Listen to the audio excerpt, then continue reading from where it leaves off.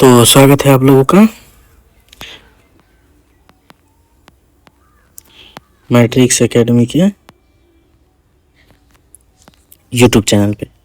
तो कैसे हैं आप लोग? आशा करते हैं कि आप लोग अच्छे होंगे वो अपना पढ़ाई कर रहे होंगे।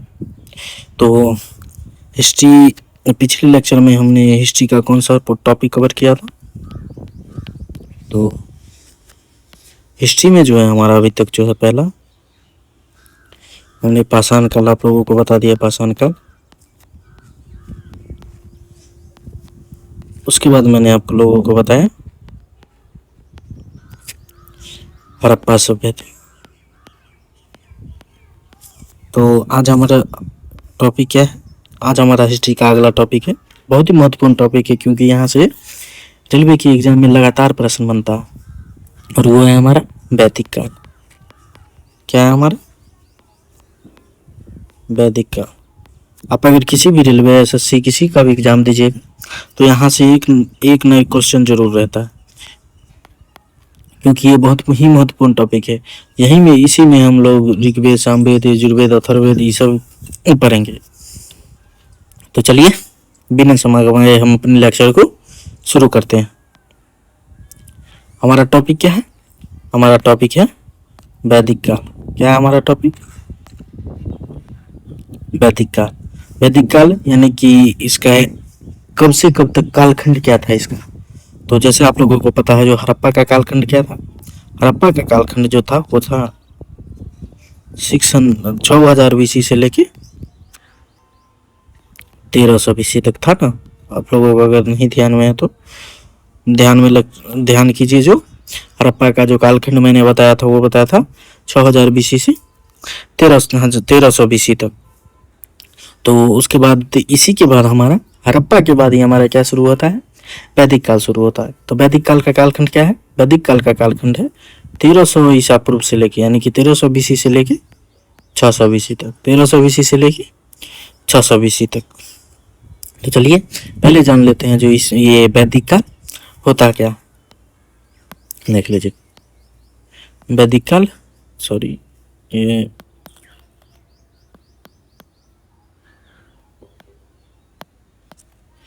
वैदिक काल क्या है? वैदिक काल है क्या? इसका वैदिक नाम क्यों पड़ा? तो चलिए देख लेते हैं। वैदिक काल का जो है उत्पत्ति कब हुआ था? हड़प्पा सभ्यता के पतन के बाद आर्यों का उदय हुआ। हड़प्पा सभ्यता के पतन के बाद आर्यों का उदय हुआ। तो अगर उसके बाद बात किया जाए जो ये आर्य कौन थे? कौन ये आर्य कौन थे? तो आर्य जो थे ये मध्य भारत से आए हुए ये आर्य जो कहाँ से आए थे? मध्य एशिया, भारत लिख दें यहाँ पे। आर्य जो है मध्य एशिया से आए थे। कहाँ से आए थे? मध्य एशिया से आए थे। और ये जो थे एक घुमंतु समुदाय थे। क्या थे? घुमंतु समुदाय थे। तो जब हमारा हड़प्पा सभ्यता का जो था पतन हो रहा था उस समय ये आर्यों का जो है आगमन हुआ। यहाँ से आर्यों ने ही जो है वैदिक सभ्यता की, वैदिक काल की नींव रखी थी। अगर बात किया जाए जो वैदिक काल की जानकारी हमें कैसे प्राप्त होती है, तो वैदिक काल की जानकारी जो प्राप्त होती है वो वेद से प्राप्त होती है। कौन से वेद से? ऋग्वेद से आप जानकारी प्राप्त होती है। इसी कारण से वेद से जानकारी प्राप्त होने के कारण इसको हम क्या बोलते हैं?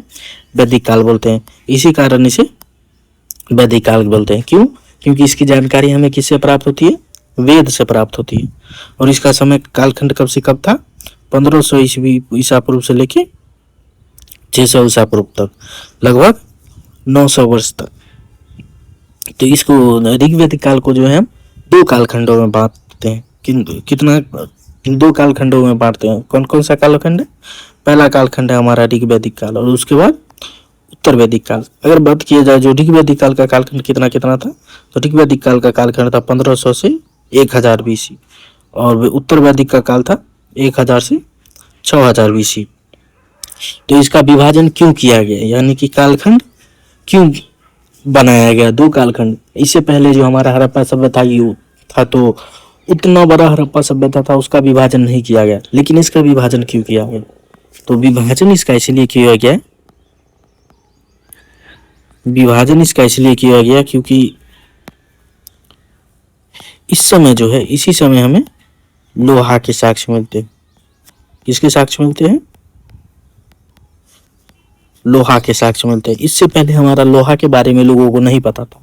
तांबा, तांबा, चांदी, सोना, ये सब के बारे में तो लोगों को पता था, लेकिन ये लोहा के बारे में लोगों को नहीं पता था। वैदिक काल में ही हमें लोहा की जानकारी मिली। तो अगर आपको एग्जाम में पूछ दिया जाए जो लोहा की जानकारी किस काल से मिलती है, तो वैदिक काल से मिलती है। इसी लोहा की जानकारी के कारण ही इसको दो भागों में बांटा जाता है।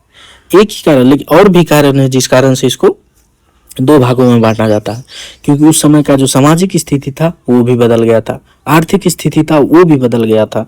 इस कारण से इसको दो काल में बांटा, दो भागों में बांटा गया। तो आशा करते हैं कि आपको पता चल गया होगा जो वैदिक काल को दो भागों में क्यों बांटा गया, ऋग वैदिक काल और उत्तर वैदिक काल में क्यों बांटा गया। क्योंकि उस समय क्या था, एक तो हमें लोहा के साक्ष्य मिले, और उसके बाद जो है हमें उस समय का सामाजिक स्थिति जो था, उस समय का राजनीतिक स्थिति, उस समय का जो है आर्थिक स्थिति थी, वो सब बदल चुकी थी, जिस कारण से इसको दो काल में बांटना पड़ा। तो चलिए देखते हैं जो हम उत्तर वैदिक काल और ऋग वैदिक काल क्या था उसकी तुलना करते हैं। तो देख लीजिए, ऋग वैदिक काल क्या हमारा, ऋग वैदिक काल और उत्तर वैदिक काल। तो ऋग वैदिक काल का क्षेत्र कहाँ था, यानी कि ऋग वैदिक काल में ऋग वैदिक काल का विस्तार कहाँ से कहाँ तक था देख लीजिए। तो ऋग वैदिक काल जो था वो सप्त सिंधु में था। सप्त सिंधु यानी कि पंजाब से लेके सिंध तक, पंजाब और अब पंजाब जो भारत में भी पंजाब है वहां से लेके और अफगानिस्तान में जो सिंध क्षेत्र है वहां तक, यानी कि मान लीजिए सिंधु, रावी नदी, ये सब जो था उस समय का प्रमुख केंद्र था। लेकिन उत्तर वैदिक काल में कहाँ हो गया, गंगा यमुना दोआब, यानी कि वहां से लेके यूपी बिहार तक, यानी कि सिंधु नदी से लेके यूपी बिहार तक उस समय का क्षेत्र हो गया। तो यही कारण है जो एक कारण जो इसको विभाजित भी किया जाता है। ऋग वैदिक काल का जो क्षेत्र था वो था सप्त सिंधु, और उत्तर वैदिक काल का जो क्षेत्र था वो था गंगा यमुना दोआब। तो उसके बाद मुख्य स्रोत क्या है, तो ऋग वैदिक काल का मुख्य स्रोत केवल ऋग्वेद है, और उत्तर वैदिक काल का मुख्य स्रोत तीन वेद, तीनों वेद और ब्राह्मण प्लस उपनिषद, तीनों वेद, यानी कि ऋग्वेद, सामवेद, यजुर्वेद, ऋग्वेद को छोड़ के सामवेद, यजुर्वेद और अथर्ववेद, ये तीनों है। उसके बाद उसका ब्राह्मण ग्रंथ, उसके बाद उसका उपनिषद, ये सभी से हमें उत्तर वैदिक काल की जानकारी मिलती है।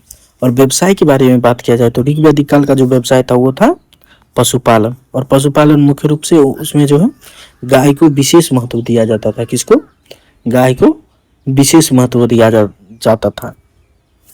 तो ऋग वैदिक काल में व्यवसाय क्या था, पशुपालन, और उत्तर वैदिक काल में क्या था, कृषि। कृषि क्यों हुआ, क्योंकि मैंने आपको बताया जो 1000 BC में यहीं पे इसी बीच में जो है, यानी कि 1000 BC में लोहा मिला। 1000 BC में क्या हुआ, लोहा मिला। देख लीजिए लोहा मिलने से क्या हुआ, उससे पहले लोग पशुपालन करते थे। लोहा मिल जाने से विभिन्न उपकरण बना, जैसे कुदाल बना, खुरपी बना और हल बना, ये सब बना लोहा से, जिससे क्या हुआ, कृषि करना आसान हुआ, सभी चीज को, मिट्टी को कुरेदना आसान हुआ, मिट्टी में जो है बीज रोपना आसान हुआ, जिस कारण से क्या हुआ, जिस कारण से कृषि को क्या हुआ, बढ़ावा मिला।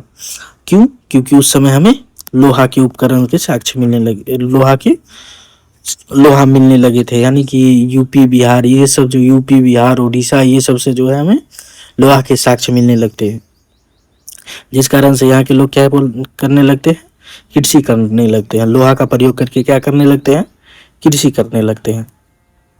तो ऋग वैदिक काल का राजा का पद जो होता था, ऋग वैदिक काल में राजा होता था, उसका पद कैसा था, और राजा को निर्वाचित किया जाता था। राजा को कैसा, निर्वाचित, यानी कि राजा को चुना जाता था, वंशानुगत नहीं था, राजा को चुना जाता था। जो व्यक्ति को अगर कोई विदत सभा ये सब होता था तो वो लोग चुनते थे जो इस व्यक्ति को राजा बनाना है, तो वो व्यक्ति राजा बनता था। और राजा को सीमित शक्ति दी जाती थी। सीमित शक्ति की, ताकि वो वंशानुगत व्यवस्था अपना ना बना पाए। सीमित शक्ति यानी कि जैसे अभी देख लीजिए हमारा केंद्र सरकार और राज्य सरकार में जो क्या है, केंद्र सरकार जो है राज्य सरकार को सीमित शक्ति ही देती है।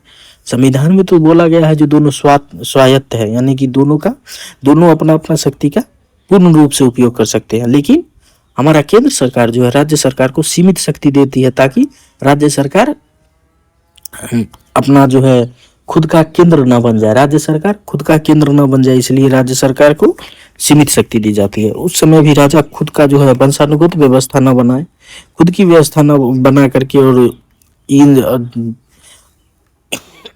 माफ कीजिए थोड़ा,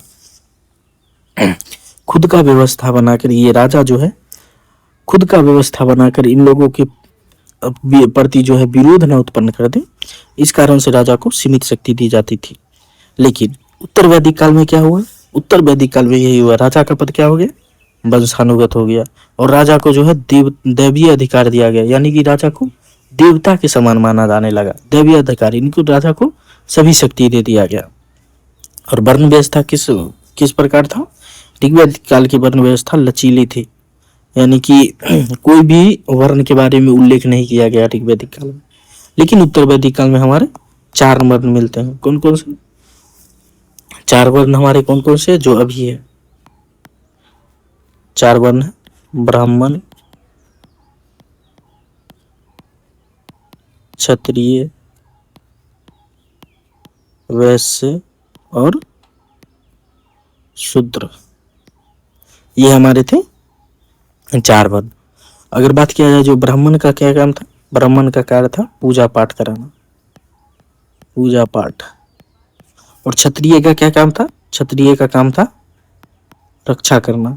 और वैश्य का क्या काम था, वैश्य का काम था कृषि करना। और शूद्र का काम था सभी की सेवा करना।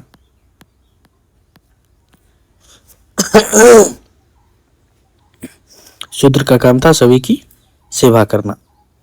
अगर बात किया जाए जो, तो ये था हमारा 4 वर्ण व्यवस्था। अगर बात किया जाए जो उस समय की स्त्रियां का क्या अधिकार था, स्त्रियों का, स्त्री की जो है स्थिति कैसी थी, उस समय जो महिलाएं थी उनकी स्थिति कैसी थी।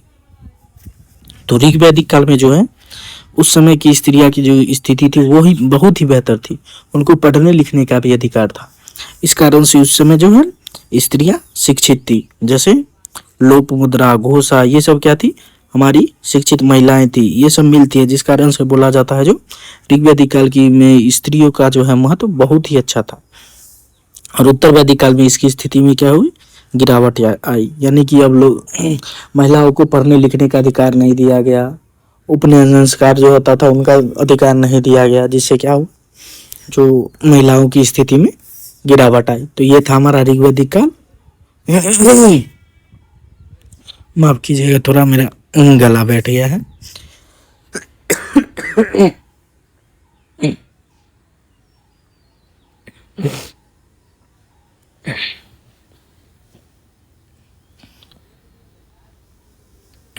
तो ये था हमारा ऋग्वैदिक काल और उत्तर वैदिक काल, इन दोनों का तुलना। तो चलिए अब देख लेते हैं जो जिसका आधार है ये काल, यानी कि किसके कारण इसको वैदिक काल कहा जाता है, वेद के कारण।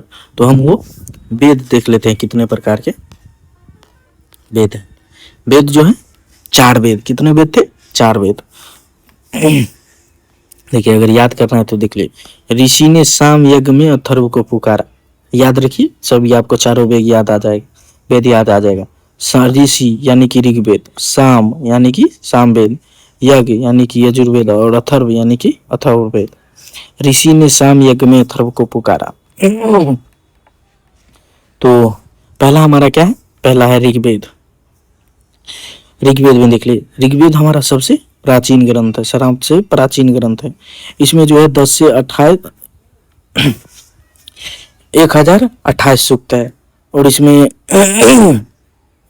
प्रमुख देवता जो है, इसमें प्रमुख देवता है इंद्र और अग्नि। प्रमुख देवता कौन है, इंद्र और अग्नि हमारे प्रमुख देवता है। और अगर बात किया जाए सामवेद के बारे में, तो सामवेद जो है गायन का वेद है। ऋग्वेद में क्या होता था, ऋग्वेद में जो है पूजा पाठ करने की विधि के बारे में बताया गया। और सामवेद में जो गायन का वेग, संगीत शास्त्र का आधार है। सामवेद क्या है? संगीत का आधार है। इसमें संगीत के बारे में बताया गया है। यजुर्वेद जो है ये अनुष्ठान के लिए, यानी कि कर्मकांड के नियम बताए गए, जो कोई भी नियम किस प्रकार होना चाहिए, पूजा पाठ किस प्रकार होना चाहिए, उसके नियम बताए गए।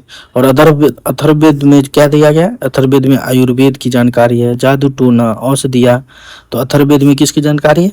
आयुर्वेद, जादू टोना औषधिया, ये सब की जानकारी है। ऋग्वेद कैसा? ऋग्वेद हमारा सबसे प्राचीन ग्रंथ, उसमें 10 से 28 सूक्त, जिसमें से इंद्र के लिए 250 और अग्नि के लिए 200 सूक्त है। सामवेद जो है गायन का वेद है, संगीत शास्त्र का आधार है। और यजुर्वेद में अनुष्ठान के लिए है, और इसमें बताया गया जो कर्मकांड के नियम कैसा होना चाहिए, यानी कि कर्मकांड मतलब पूजा पाठ जो होता है वो सब, तो पूजा पाठ के लिए नियम कैसा होना चाहिए। तो अथर्ववेद में बताया गया है आयुर्वेद के बारे में, जादू टोना के बारे में और औषधि के बारे में बताया गया है। किसमें? अथर्ववेद में। तो उसके बाद हमारा टॉपिक है वैदिक साहित्य के 4 भाग है। कितने साहित्य? वैदिक साहित्य के 4 भाग हैं। देख लीजिए, पहला है हमारा संहिता, दूसरा है ब्राह्मण, तीसरा है आरण्यक और तो चौथा है उपनिषद। ये था हमारा वैदिक साहित्य के 4 भाग। संहिता में जो है क्या है? मंत्रों का संग्रह है। किसमें? संहिता में मंत्रों का संग्रह है, जिसको संहिता 4 वेदों का मूल ग्रंथ है। संहिता क्या है? 4 वेदों का मूल ग्रंथ, यानी कि ऋग्वेद, सामवेद, यजुर्वेद, अथर्ववेद, ये सब का मूल ग्रंथ हमारा क्या है? संहिता है। और ब्राह्मण ग्रंथ क्या है? यज्ञों के विस्तृत नियम और विधियां।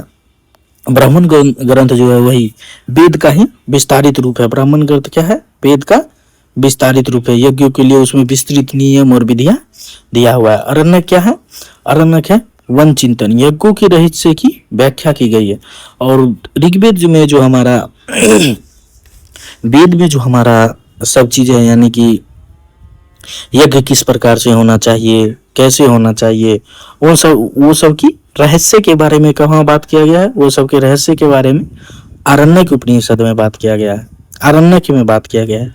अगर बात किया जाए उपनिषद, तो उपनिषद में जो बताया गया है वो है ज्ञान कैसे, मोक्ष, पुनर्जन्म, ये सब के बारे में इनको इसी को क्या कहते हैं? वेदांत दर्शन। उपनिषद या वेदांत दर्शन में क्या बताया जाता है? ज्ञान की प्राप्ति, मोक्ष की प्राप्ति, पुनर्जन्म, ये सब के बारे में हमें उपनिषद या वेदांत के बारे में पता चलता है। इसको याद रखने का ट्रिक क्या है? संगीत सुनने के बाद आराम से उपयोगी ज्ञान लो।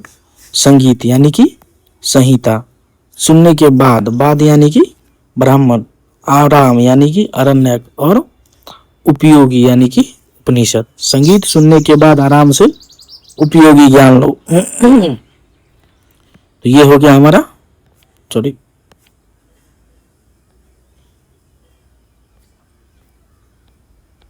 ये हो गया हमारा वैदिक साहित्य के 4 भाग। अब है हमारा उस समय की राजनीतिक और सामाजिक स्थिति कैसी थी, सामाजिक जीवन कैसा था, राजनीतिक जीवन कैसा था, सामाजिक जीवन कैसा था। तो चलिए देखते हैं जो राजनीतिक जीवन कैसा था। तो उस समय जो है, जिस प्रकार से अभी हमारा जो है देश की कितने चीजों में विभाजित है? 3 चीज। पहला है हमारा राज्य, यानी कि केंद्र। उसके बाद क्या है? राज्य। क्या है? केंद्र है, राज्य है, और उसके बाद जिला है, उसके बाद पंचायत है, ब्लॉक है, ग्राम है। इसी प्रकार उस समय की भी जो थी शासन व्यवस्था विभाजित थी। सबसे बड़ा क्या था? कुल था। सबसे बड़ा क्या था? कुल था। और उसके बाद हमारा क्या था? उसके बाद था ग्राम, उसके बाद था विष, जिसको कबीला कहते हैं। विष यानी कि कबीला। उसके बाद हमारा क्या था? उसके बाद हमारा था जन। तो इसको आप याद रखिए, क्योंकि ये आपको एग्जाम में जो है अरेंज करने के लिए पूछ सकता है। सबसे पहले हमारा क्या था? कुल था, उसके बाद ग्राम, उसके बाद विष, और उसके बाद जन था। तो अगर बात ये किया जाए जो राजा, पहले जो राजा था उनको क्या कहा जाता था? तो वहां का उस समय वैदिक काल के जो राजा थे उनको क्या कहा जाता था? जनस्य गोपा। जनस्य गोपा मतलब जनता का रक्षक। राजा को क्या बोला जाता था? जनस्य गोपा, यानी कि जनता का रक्षक। सेनानी कौन होता था? सेना का नेता, उनको क्या बोला जाता था? सेनानी। सेना को नेता को बोला जाता था सेनानी। सेना में कौन कौन सा था? सेना में कौन कौन से सेना थे? तो सेना में जो थे पैदल सेना थे, रथ सेना थे, घुड़सवार सेना थे। घुड़सवार का जो प्रयोग है वो आर्य लोग करते थे। आर्य लोग ने ही भारतीय लोगों को बताया जो घुड़सवारी क्या होती है। तो सेना में कौन कौन से थे? 3 थे, पैदल, रथ और घुड़सवार।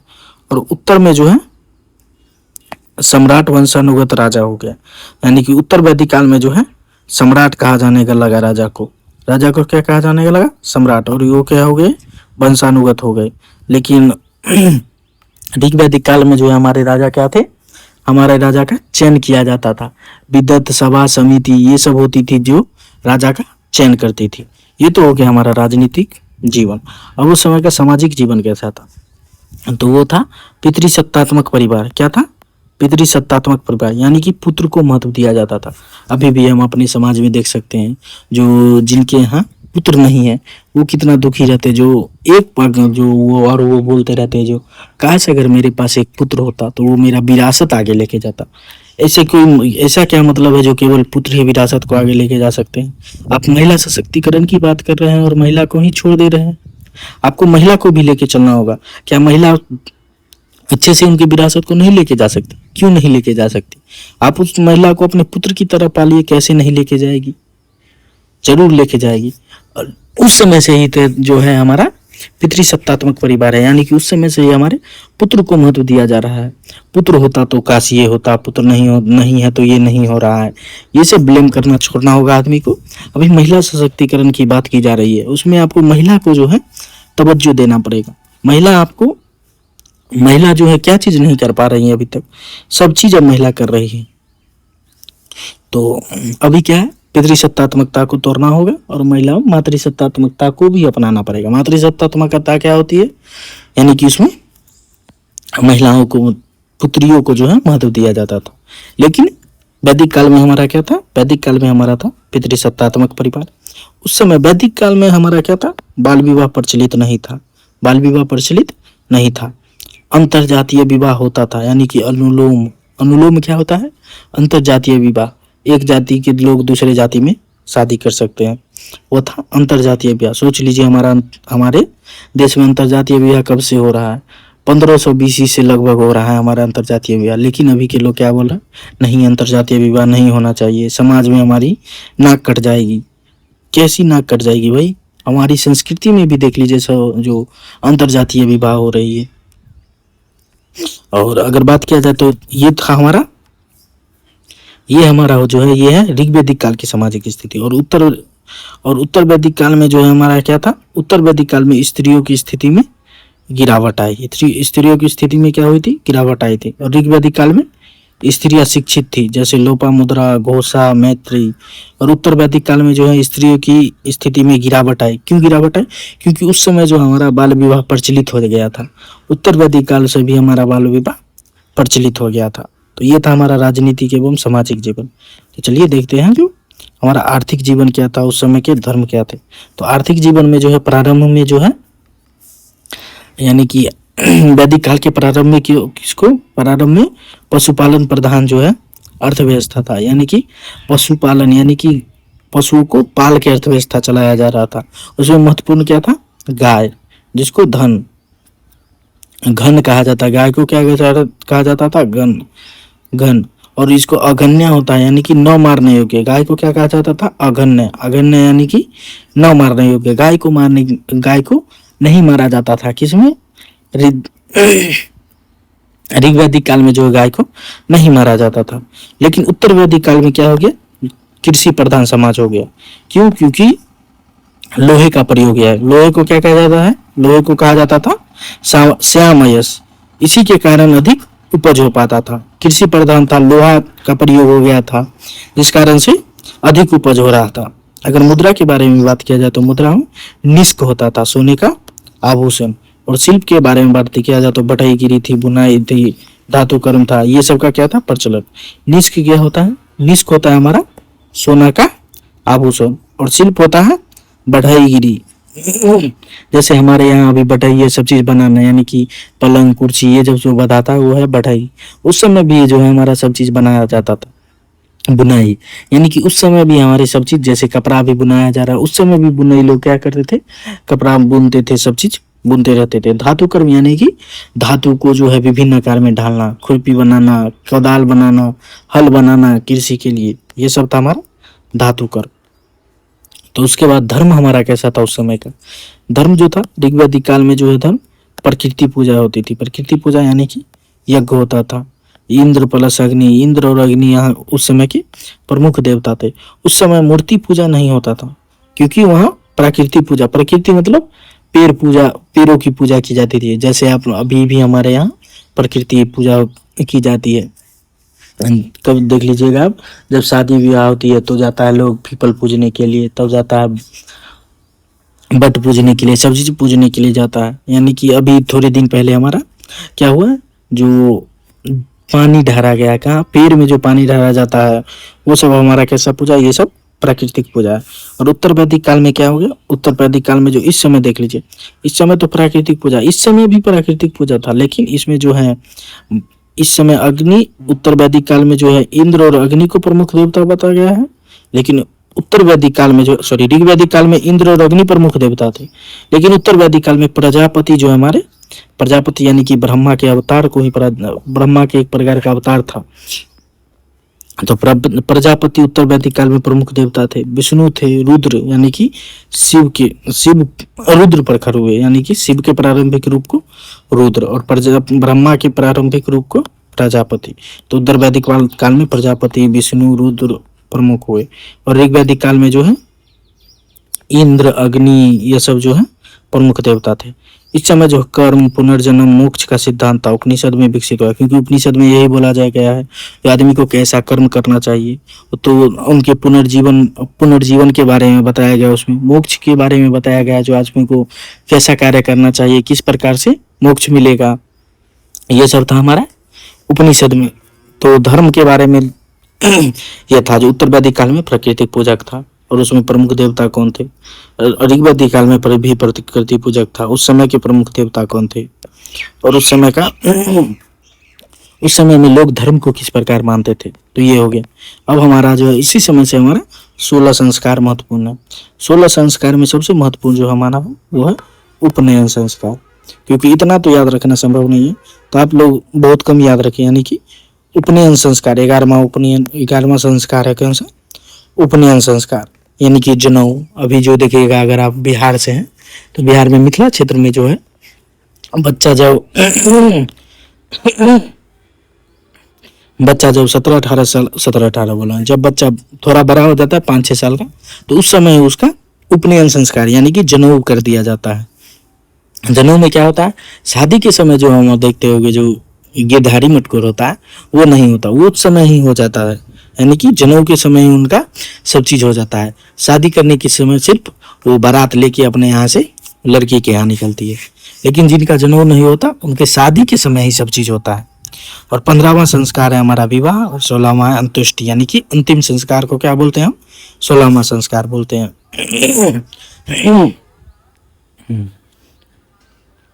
तो चलिए, सबसे ज्यादा जो हमारा पूछा जाता है ये उपनयन ही पूछा जाता है। उपनयन, विवाह और अंत्येष्टि संस्कार क्या होता है। तो चलिए, उस समय का प्रारंभिक प्रमुख युद्ध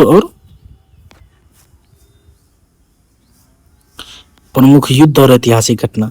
दशराज का युद्ध आपको तो पता ही होगा। दशराज का युद्ध होता है मतलब 10 राजाओं ने मिलकर युद्ध जो किया था, 10 राजाओं का युद्ध क्या होता है, दशराज युद्ध। कब हुआ था हमारा, वो हुआ था ऋग वैदिक काल में।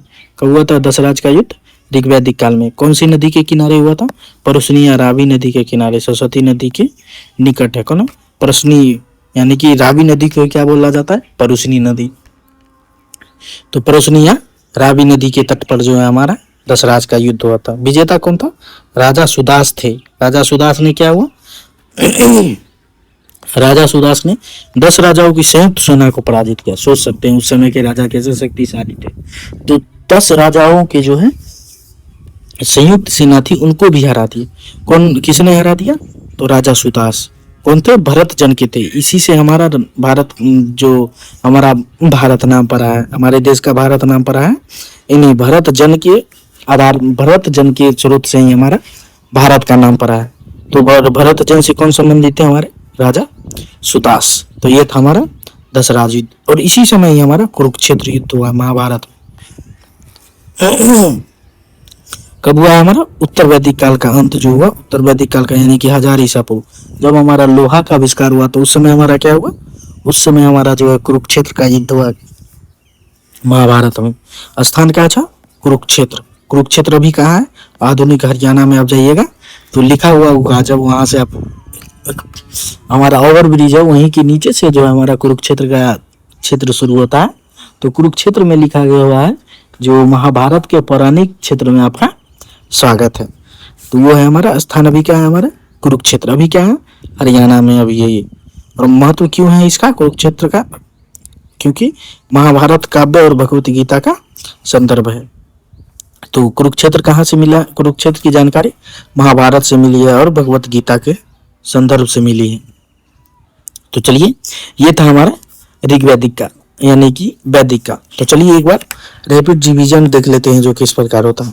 तो ऋग्वैदिक काल को 2 भागों में बांटा गया। कितने भागों में बांटा गया ऋग्वैदिक काल को, ऋग्वैदिक काल को 2 भागों में बांटा गया। पहला है हमारा, सॉरी माफ कीजिए ये थोड़ा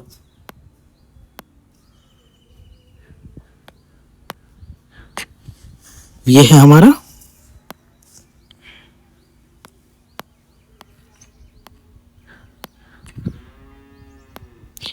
ऋग्वैदिक काल को 2 भागों में बांटा गया। वैदिक काल को 2 भागों में बांटा गया, ऋग्वैदिक काल और उत्तर वैदिक काल। और इसमें कितने वेद थे, 4 वेद थे। ऋग था ऋषि साम को यज्ञ में अथर्व को बुलाए, तो ऋग्वेद था, सामवेद था, यजुर्वेद था और अथर्ववेद था। ऋग्वेद का देवता कौन थे, इंद्र थे और अग्नि थे। और उत्तर वैदिक काल में कौन थे, प्रजापति थे, विष्णु थे और रुद्र थे। राजा के नाम प्रारंभ में क्या था, जनस्य गोप, और उत्तर में सम्राट। तो ये हो गया हमारा रैपिड रिवीजन। आप इसको थोड़ा, ये तो हो गया कुछ फैक्चुअल चीजें, लेकिन आप इस पूरे पीडीएफ को रिवाइज कर लीजिएगा, जिस कारण से आपको परीक्षा में बहुत ही पकड़ मजबूत हो जाएगी, आप अच्छे से बना सकते हैं। तो अतिरिक्त जानकारी हमारे आरआरबी की एग्जाम के लिए जो है इसी समय जो हमारे गणित के साक्ष्य मिले। गणित यानी कि उस समय कहा जाता था वो शुल्भ सूत्र, वैदिक गणित एवं ज्यामिति का आधार। इस समय जो वैदिक गणित और ज्यामिति का आधार कहाँ से मिला, हमारे शुल्भ सूत्र से। कहाँ था ये हमारा, वैदिक काल। चिकित्सा में है जो आयुर्वेद की जानकारी अथर्ववेद पर आधारित है, जो जड़ी का ज्ञान है। लोहे का प्रयोग, श्याम अयस यानी कि उत्तर वैदिक काल में कृषि एवं हथियारों में प्रयोग, ये क्या हो गया, लोहे का प्रयोग। गाय का महत्व, अघन्य इसको कहा गया है, यानी कि गाय को न मारने योग्य कहा गया है, न। और मांस, ऋग्वैदिक काल में सामान्य था, उत्तर में निषेध बढ़ा। मांसाहार का ऋग्वैदिक काल में खा सकते थे, लेकिन उत्तर वैदिक काल में जो क्या होगा, उत्तर वैदिक काल में इसमें प्रतिबंध लगा। शिक्षा पद्धति जो थी गुरुकुल पद्धति थी, अभी के समय के अनुसार नहीं थी।